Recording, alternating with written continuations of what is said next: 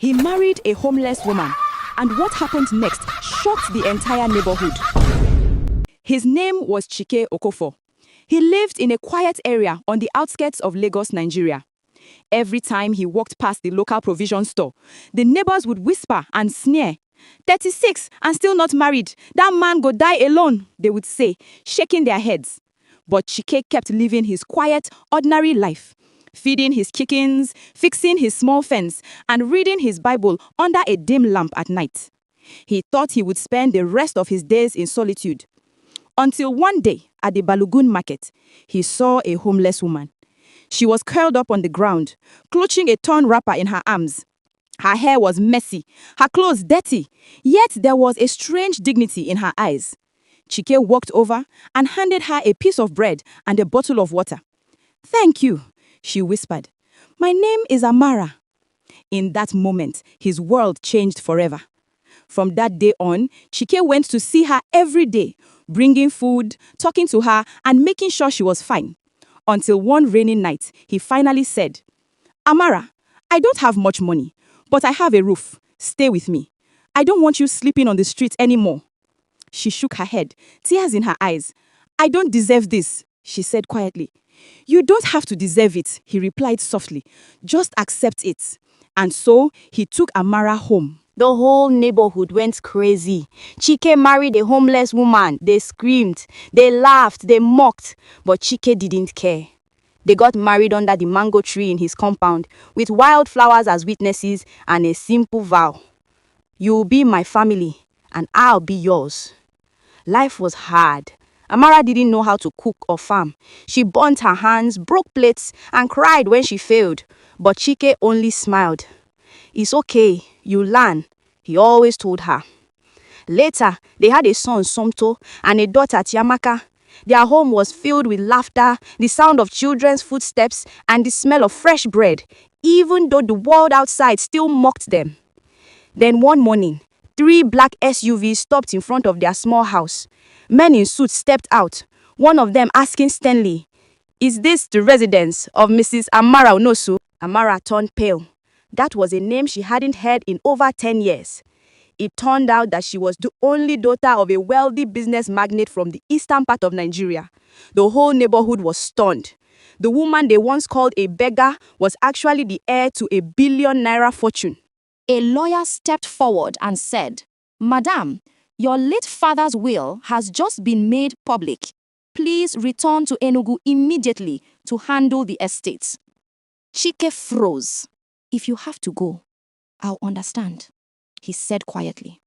Amara squeezed his hand, tears shining in her eyes. "I'm not going anywhere. My home is here." At that moment, the whole street fell silent. The mockery turned into respect. Amara spent days and nights thinking about the sudden news of a father she never knew, the sudden wealth waiting for her in Enugu. A part of her was skeptical, but Chike encouraged her to go out of honor for her late father. When Amara finally returned to the city, everything felt unreal. The mansion her father left behind rose like a palace. Tall white pillars, glittering windows, and a compound big enough to swallow 10 houses. Expensive cars lined the driveway. Security men saluted her. Maids rushed out to carry her bags. Everything was at her beck and call. But even with all that wealth surrounding her, her heart felt heavy. Her father was already gone, buried, gone before she even had the chance to meet him properly, talk to him, understand him, or hear the truth from his own mouth. She sat in his office staring at the leather chair he used to sit on. The air felt cold, almost sacred. Moments later, Barrister Okon, her father's longtime lawyer, walked in with a sealed brown envelope. He cleared his throat. "Amara, I know this is a lot for you, but your father left very strict instructions inside his will." Amara looked up slowly. "Instructions about what?" The lawyer placed the document gently on the table. Your father had powerful business rivals, dangerous people, the kind of men who would do anything to control his empire, including harming anyone connected to him. Amara's breath caught. What does that have to do with me? The lawyer exhaled deeply. You are his only child, his only heir. If they discover that, you will not be safe, not even for one day. He paused. That is why your father made one final decision before he died. Amara's heart thumped loudly. What decision? Barrister Okon opened the envelope and slid out the will. You must marry the son of your father's most trusted business associate. It is the condition tied to your inheritance and to your protection. Amara blinked slowly, as if the words refused to enter her ears. Marry? But why? Because, the lawyer said quietly, your father believed that this alliance is the only shield strong enough to keep you alive.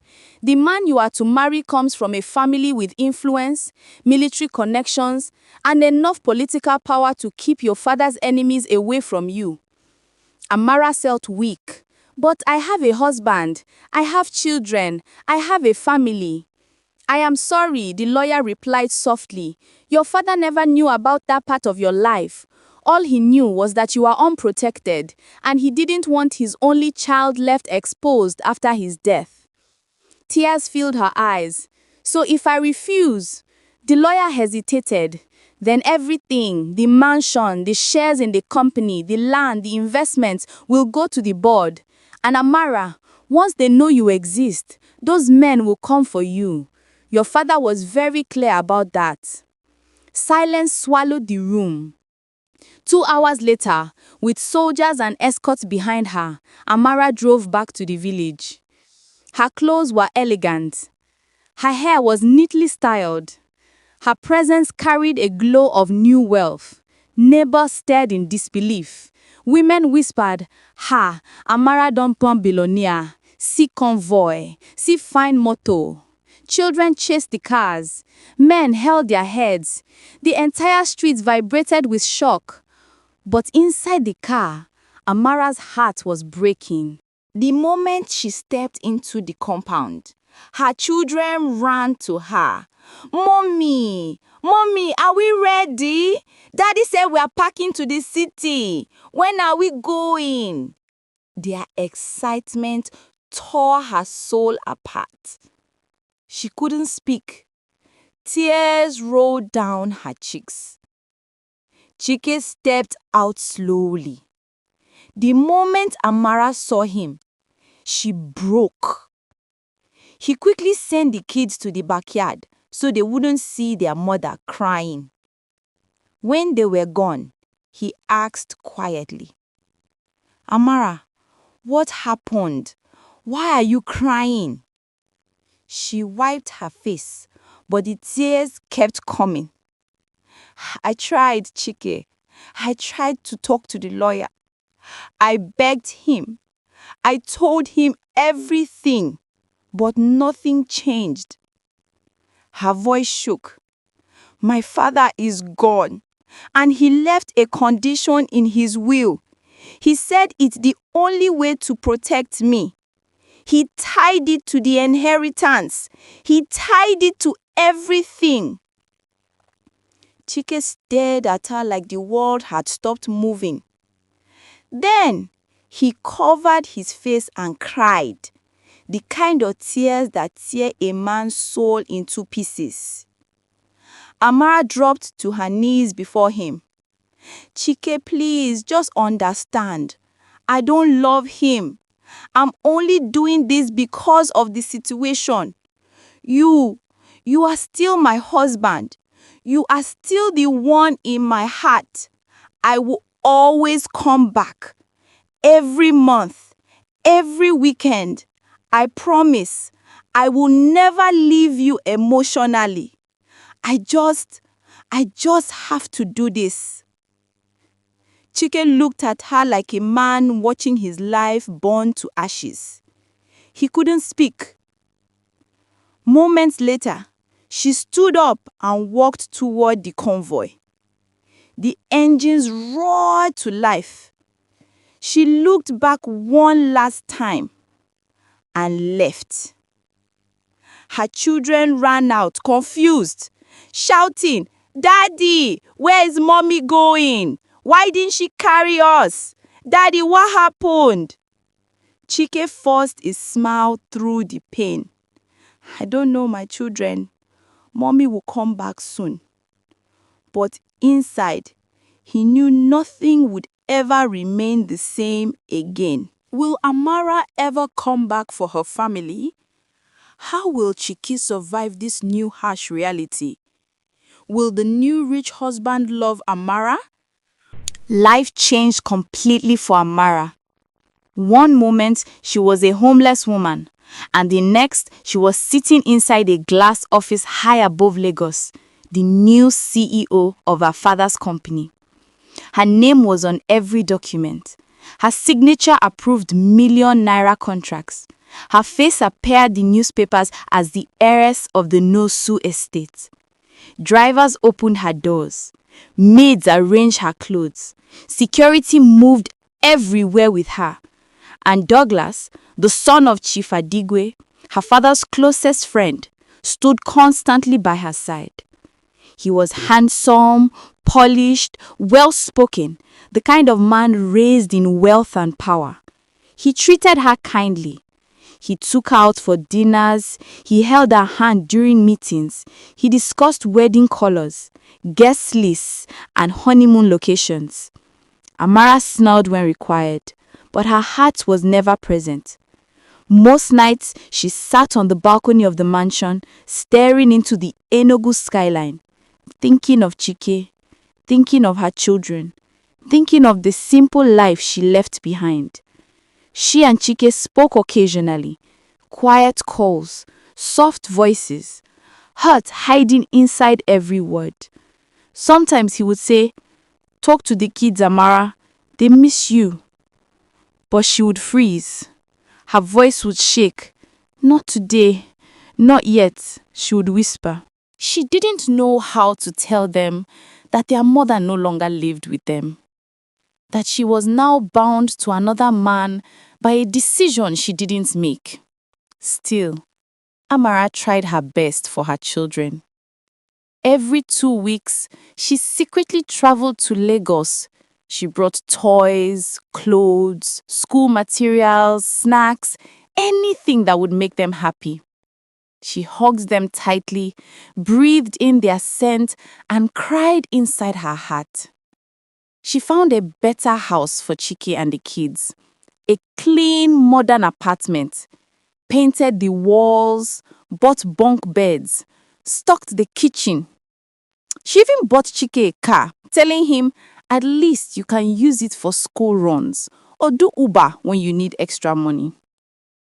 Chike accepted everything quietly, grateful but broken.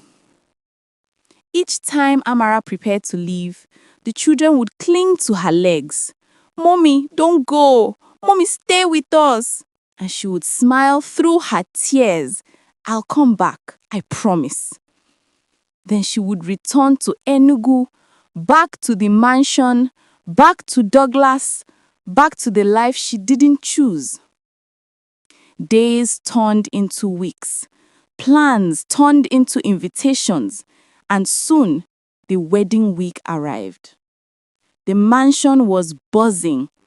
Caterers, planners, family friends, security everywhere. Douglas was excited. Chief Adigwe was smiling. Everything was set. But Amara was falling apart. On the morning of the wedding, she sat alone in her room. Her hands were shaking. Her makeup was half done, but tears kept washing it away. She looked at herself in the mirror and whispered, "I can't do this. I can't." Her chest tightened. Her breath became heavy. She grabbed her phone with trembling fingers and dialed Chike. He picked up on the second ring. "Amara, are you okay?" Her voice cracked instantly. Chike, I don't think I can do this. I'm scared. I'm confused. I feel like I'm betraying myself, betraying you, betraying our children. I don't think I can go out there and marry this man. There was silence on the line. Then Chike's voice came softly, painfully, honestly. Amara, listen to me. If you don't want this, if your heart is fighting you, you can leave.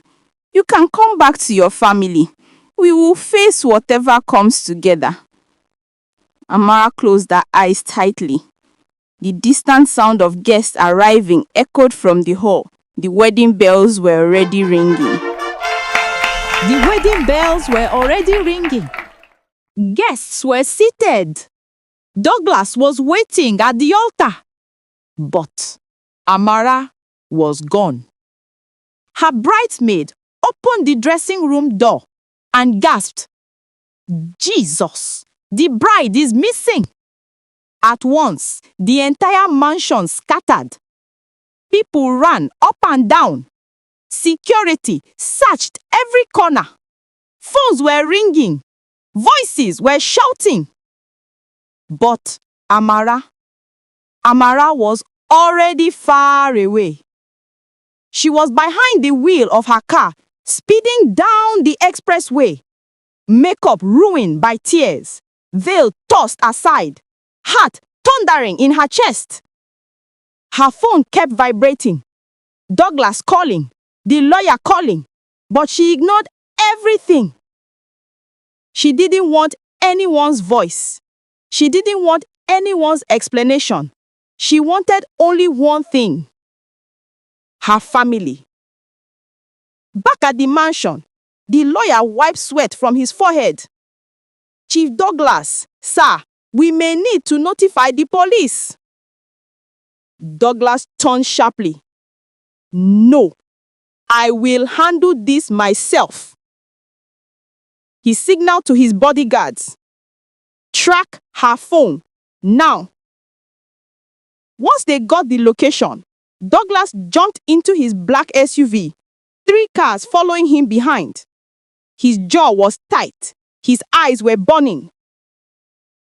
Meanwhile, Amara had reached Chike's house in Lagos. She rushed out of the car and ran straight into his arms. "Amara, what happened?" Chike asked, holding her tightly. She was shaking uncontrollably. "Where are the kids, Chike? We need to go. We need to leave this place now. I can't do this wedding. I don't want the money. I don't want anything. I just want you and my children." Even though she is doing this wedding to secure her inheritance and protection from her father's enemies, Amara deeply misses Chike and her kids. Will she be able to make a U-turn? 3. "I can't do this wedding.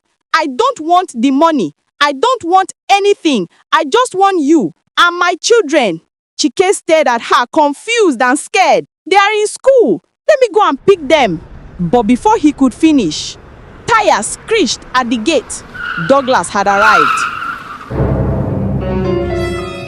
Doors slammed. Men jumped out. Douglas stormed towards them with fury in his eyes. "You think you can embarrass me?" he roared. Before Amara could speak, he slapped her hard. She fell to the ground, screaming.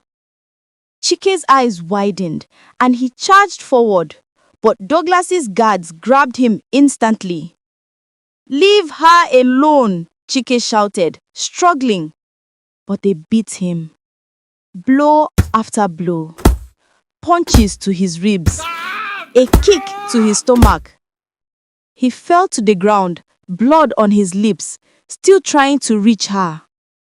Amara screamed, "Please, stop! You're killing him! Stop!" Douglas held her by the arm. "You wanted to run? You wanted to disgrace me over this nobody." He reached behind him and pulled out a gun. Amara froze instantly. Douglas pointed it at Chike. "If you still want this man alive," he growled, "you will get in that car and finish your wedding.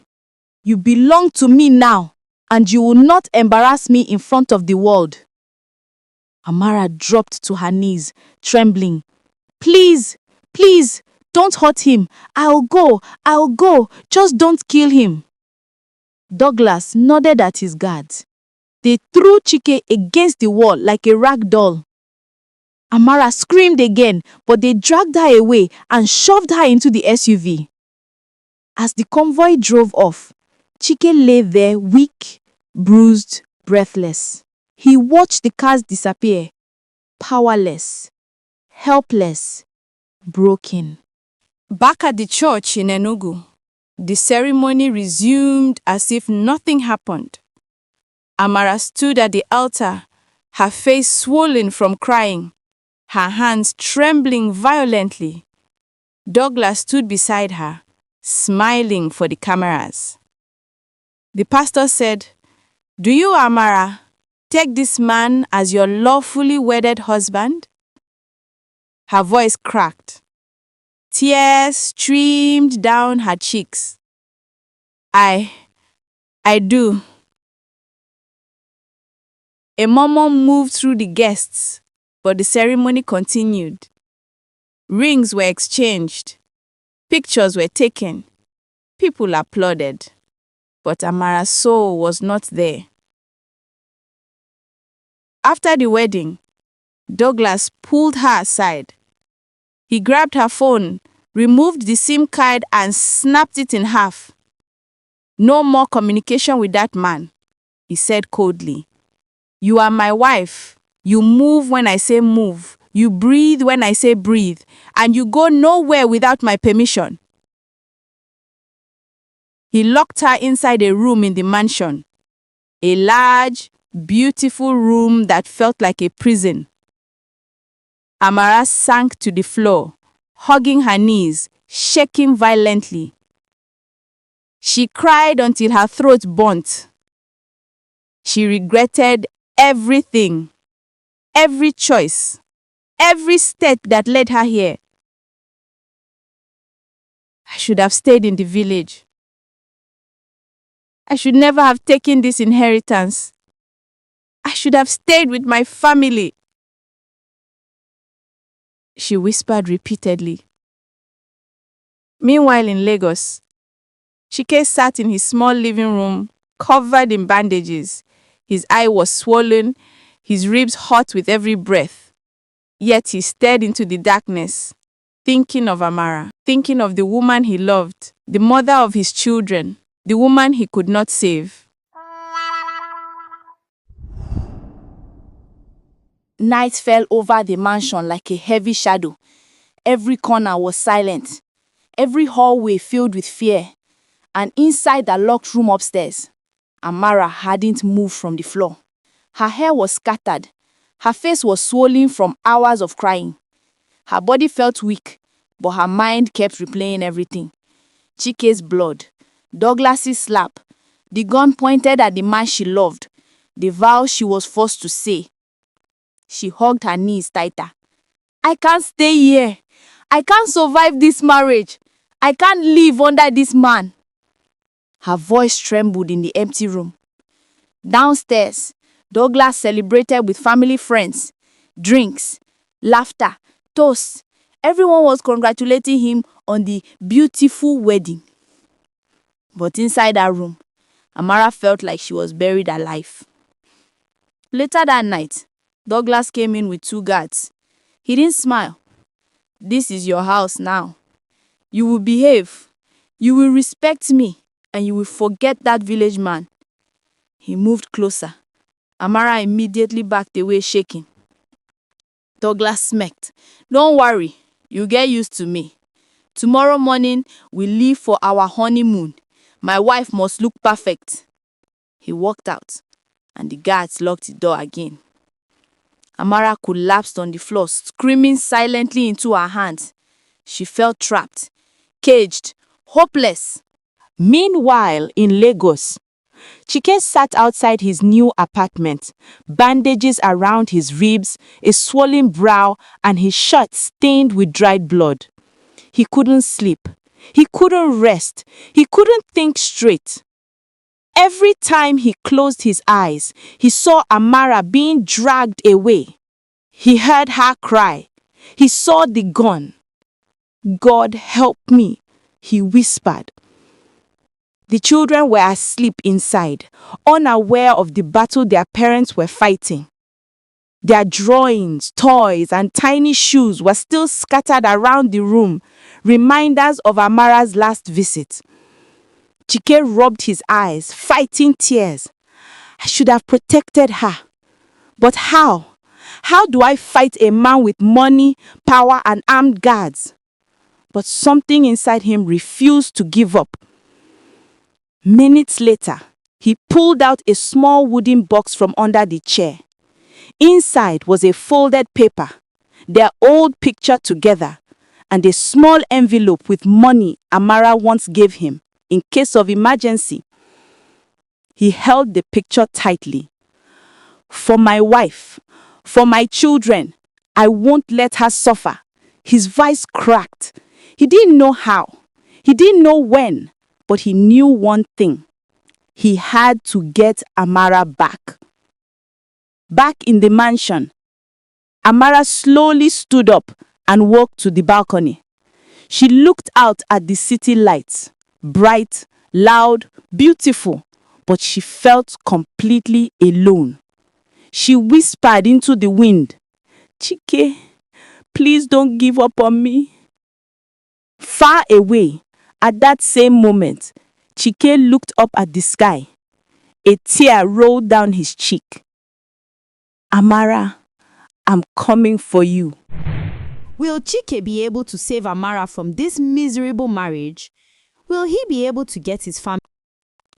Inside his small room in Lagos, Chike sat on the edge of his bed, elbows on his knees, hands shaking. Amara's phone number kept ringing and ringing. Then the same cold voice repeated, "The number you are trying to call does not exist." Every time he heard it, his chest tightened. He dialed again, and again, and again. At some point, he dropped the phone and covered his face. "This man, what has he done to my wife?" His voice broke. Meanwhile, in Enugu, in a room that looked like a prison disguised as luxury, Amara sat on the cold tiled floor, her back against the bed, knees to her chest. Her eyes were swollen, her lips trembling. She had cried so much she couldn't feel her own heartbeat. The door opened. Douglas walked in holding a tray of food, wearing a satisfied smirk. "Dinner. You better eat. You need strength for our honeymoon." Amara shook her head weakly. I don't have appetite." The smile disappeared. "Eat the food." His voice turned hard, sharp, dangerous. I can't. I said eat it." His shout echoed to the room. Amara flinched, hands trembling, as she picked up the spoon. She forced the food into her mouth, tears rolling down her cheeks, mixing with each bite. Douglas sat proudly, watching her like a trophy he had won. "You are going to love Iceland. Beautiful hotels, ice caves, private jacuzzis. My wife deserves luxury." She didn't respond. She couldn't. Her spirit felt numb, far away from her body. He chuckled. "What is your business? You don't even know what you like.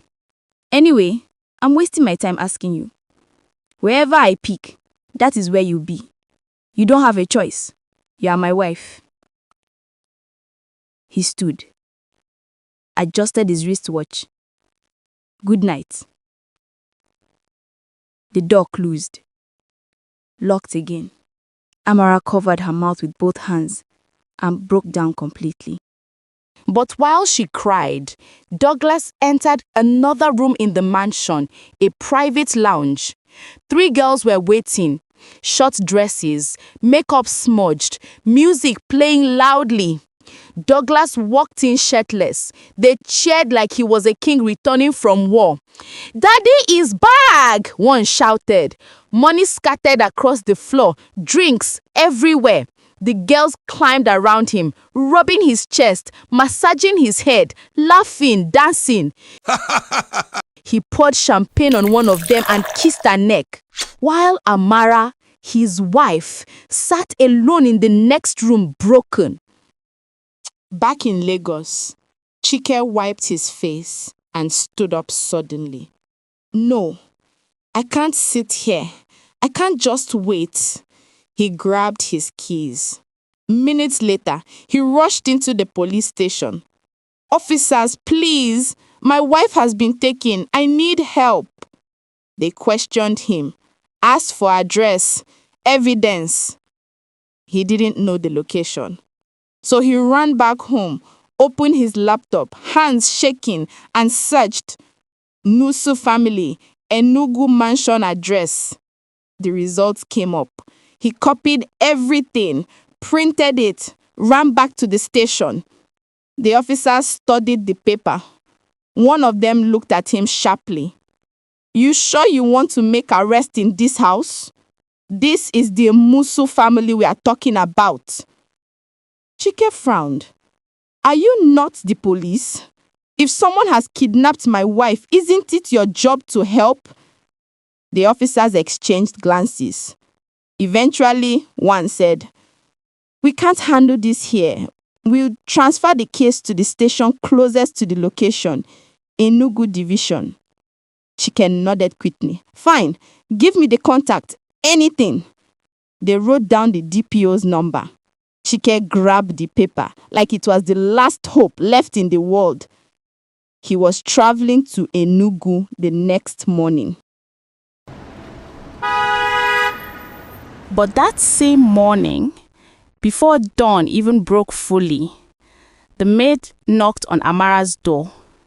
"Ma, Oga say make I help you pack for the trip." Amara didn't answer, but the maid packed everything anyway, zipped the bags, and gently guided her downstairs.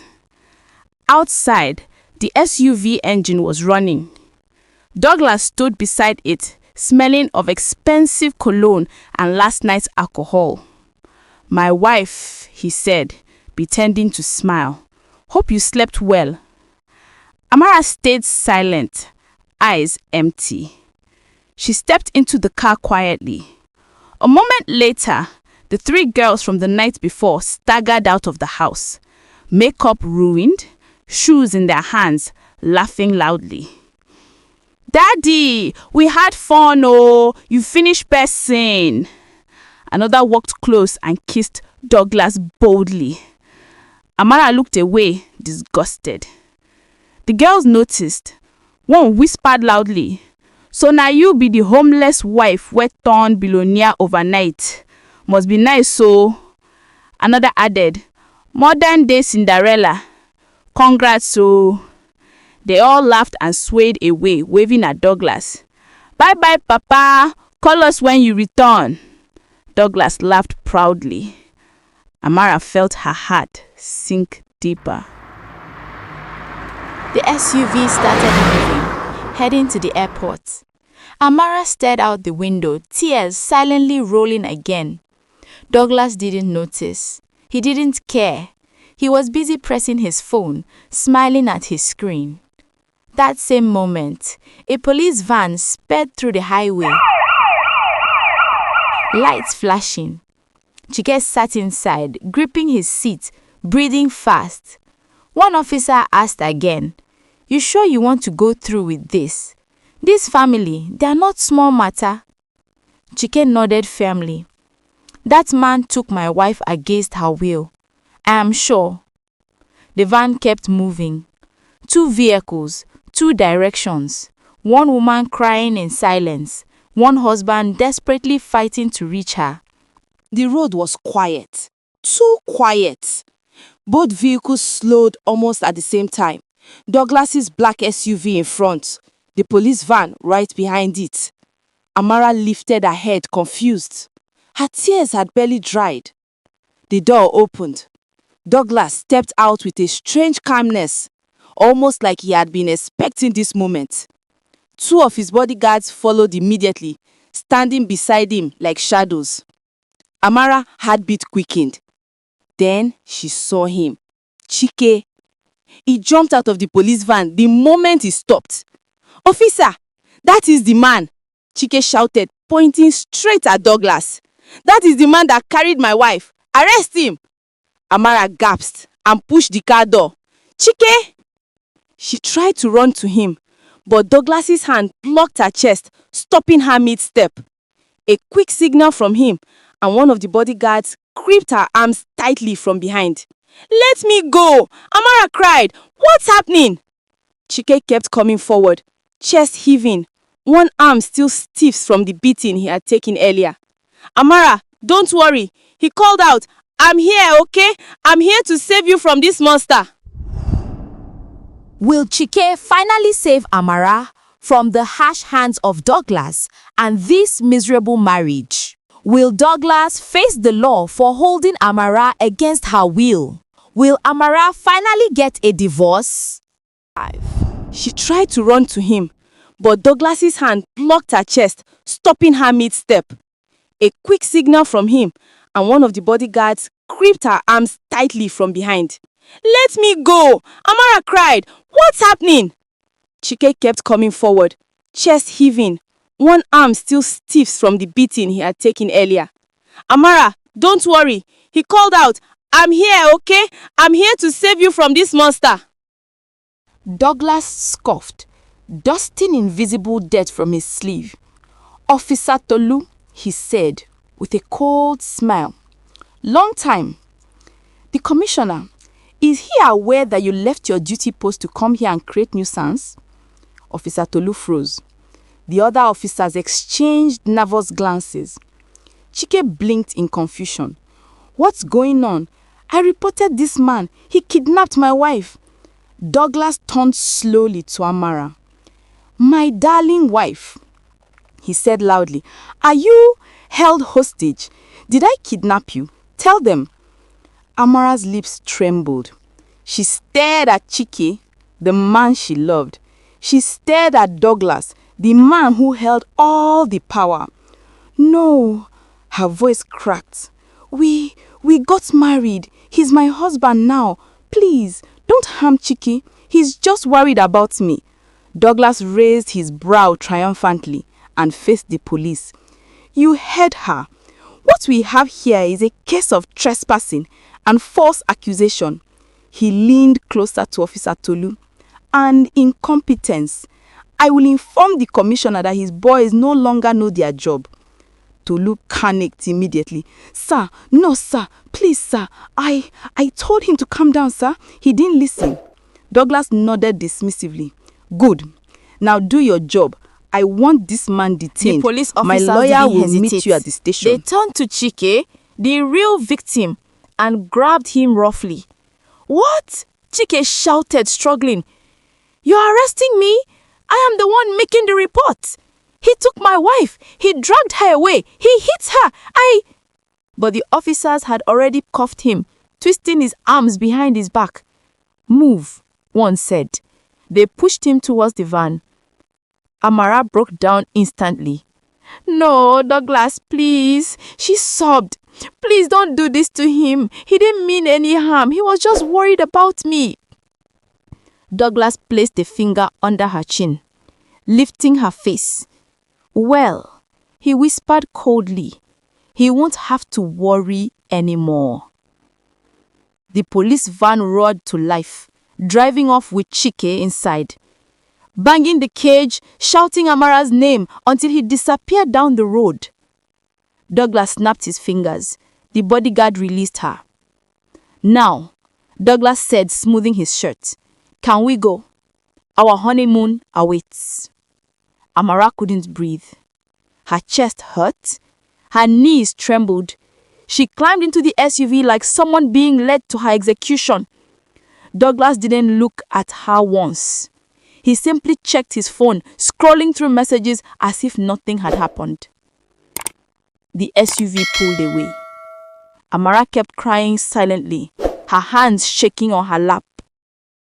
Meanwhile, back in Lagos, the children woke up. Little footsteps ran across the room. "Daddy? Daddy, where are you? Daddy?" They searched every corner of the house, the kitchen, the backyard, the sitting room, every room.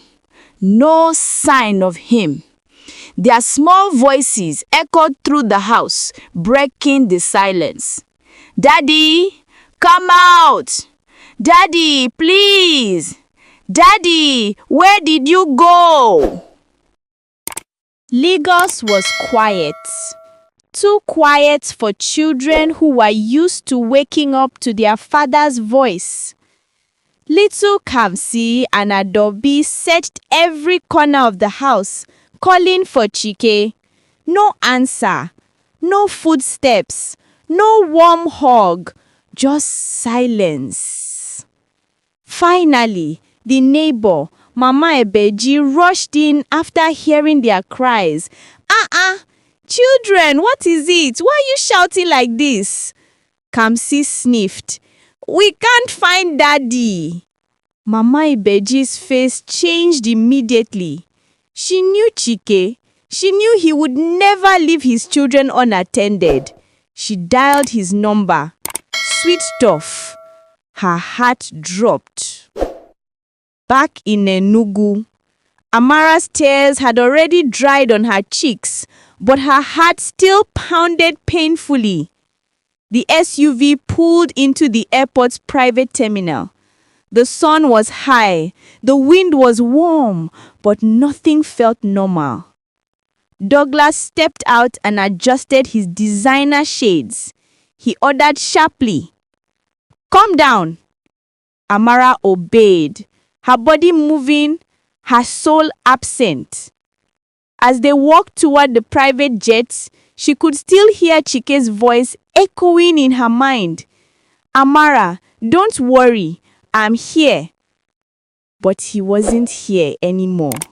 He was in a police cell because of her. Douglas handed his passport to the security officers. They greeted him with respect, fear, both. "Everything is ready for takeoff, sir." "Good." Douglas placed a firm hand on Amara's waist. "My wife doesn't like to wait." Amara flinched. He leaned into her ear. "Try that nonsense of running again. I'll make sure that man never walks normally again. Understood?" Her breath broke. I understand. Good girl." Meanwhile, in the Enugu police station, Chike sat in a dark cell, his shirt torn, his face swollen from the earlier beating. His wrists ached from the cuffs. He had begged. He had shouted. He explained over and over again. "My wife didn't marry that man by choice. She was forced. Please, allow me to see her." But the officers only laughed. One leaned close to the bars. "You dey craze? You want fight billionaire? My brother, forget am." Chike closed his eyes. He felt helpless, powerless, broken, but not defeated. He remembered his kids, their little faces, their tiny hands, their small voices asking for their mother. And he remembered Amara, crying in that SUV, calling his name. He stood up in the cell, gripping the bars. "I must bring her home," he whispered to himself. "No matter what, I must bring them home." Back at the airport, Amara stood at the foot of the private jet stairs. She looked at the sky, then at the runway, then at the road leading back towards the city, back towards Chike, back towards her children. Douglas took her hand. "Smile," he commanded. "We are going for our honeymoon. Iceland." He smirked. "You should be happy." But her heart was shattering. As she took the first step towards the jet, her entire body trembled, like a woman walking into a life she never chose. Will Amara ever see Chike again? Will Chike ever get out of jail and back his kids? Inside the small rented house, Kamsi and Adobe sat on the bare floor, clutching each other. Their eyes were swollen, their stomachs rumbled loudly. "Daddy," Adobe cried softly. "Daddy, where are you?" They had searched the whole compound again. They had knocked on neighbors' doors. They even checked behind the house, thinking maybe Daddy fell or was fixing something. But Chike was nowhere. The food in the pot had finished the night before. The children hadn't eaten since afternoon of the previous day. Fear wrapped around them like darkness. Kamsi tried to be brave. "Mommy will come," he said, even though tears slid down his cheeks. "Mommy will not leave us." But deep inside, they were scared, hungry, alone. Mama Ibeji, out of pity, brought them small gari and groundnuts. "Eat, my children, your daddy will come." But even she wasn't convinced. Meanwhile, far away in an expensive hotel in Iceland, Amara sat on the edge of the bed, quiet as a ghost. The heater hummed. Douglas laughed softly beside her, scrolling through his phone.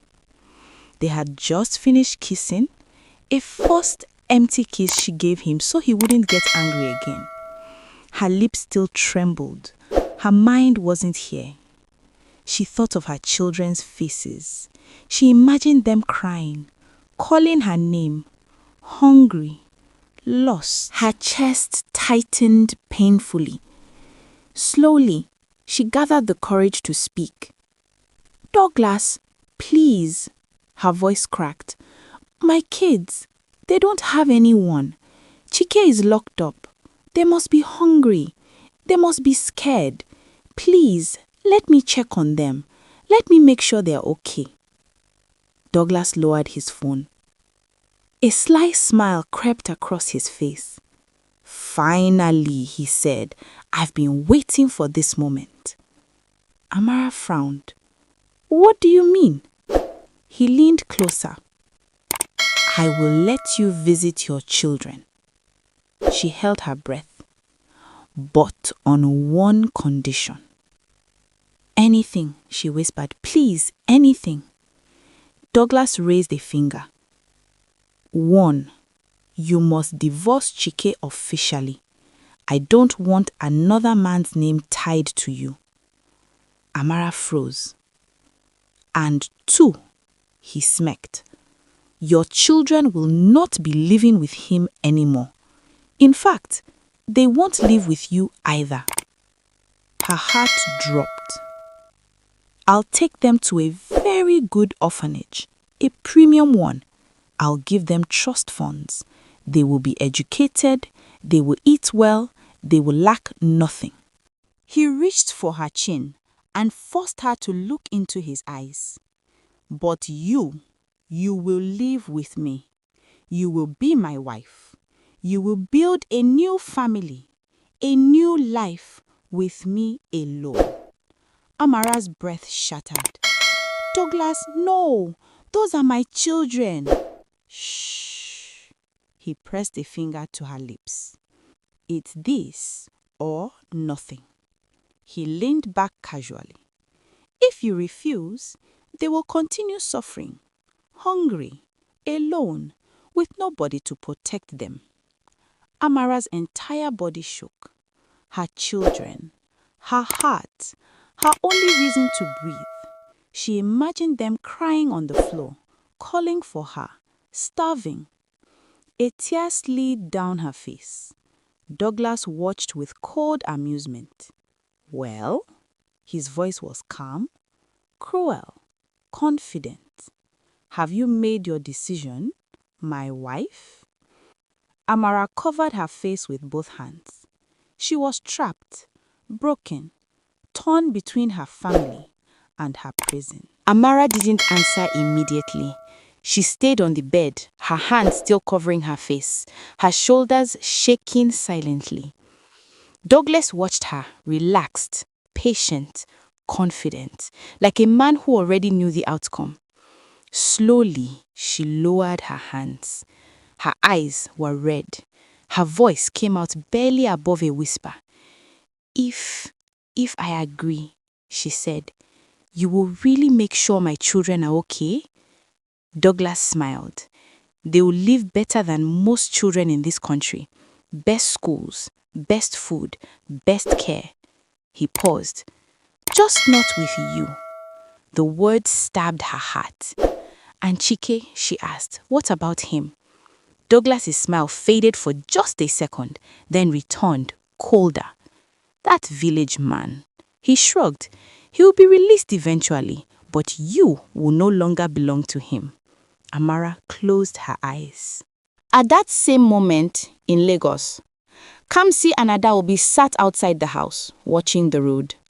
Every passing car made them jump up. Is that Daddy? No. Maybe the next one. Their voices were weak now. Hunger had drained them. Fear had made them quiet. Mama Ibeji stood by her window, wiping tears with the edge of her wrapper. This world is wicked, she murmured. Too wicked. Back in Iceland, Douglas stood up and walked toward the window. Decide quickly, he said, without turning. My private lawyer is already on standby. Amara stood as well, slowly, weakly, like someone carrying the weight of the world on her back. She walked to the window. She stared at the white snow outside. Cold, empty, silent, just like her heart. If I sign the divorce, she asked, will you let me see them today? Douglas turned. Yes. Her lips trembled. And you won't hurt Chike again? Douglas held her gaze for a long moment. I won't touch him again, as long as he stays away from you. Silence filled the room. Then, Amara nodded. A small nod, barely visible, but it carried the sound of her heart breaking completely. Okay, she whispered. I'll do it. Douglas smiled, wide and satisfied. Good choice. You are learning. Hours later, in a cold office room, Amara sat across a lawyer. The papers lay in front of her. Her hands shook as she picked up the pen. Her mind replayed everything. Chike feeding the children. Chike smiling at her under the village moonlight. Chike holding her hand when she was nobody. Tears dropped onto the paper. Madam, the lawyer said softly, you can sign here. Amara took a deep breath and signed. That same evening, a police officer unlocked a cell door in Enugu. You are free, he said casually. Chike stood up slowly, confused. Is that it? He asked. I can go? Yes, case dropped. Chike rushed out of the station, bruised, limping, desperate. His first thought wasn't revenge. It was his children. Meanwhile, Amara sat alone in a dark hotel room. Her phone buzzed. A message from Douglas's assistant. Your children will be picked up tomorrow morning. Amara dropped the phone. She slid to the floor and screamed silently because the hardest part had just begun. Will this be the end of Chike and Amara's marriage?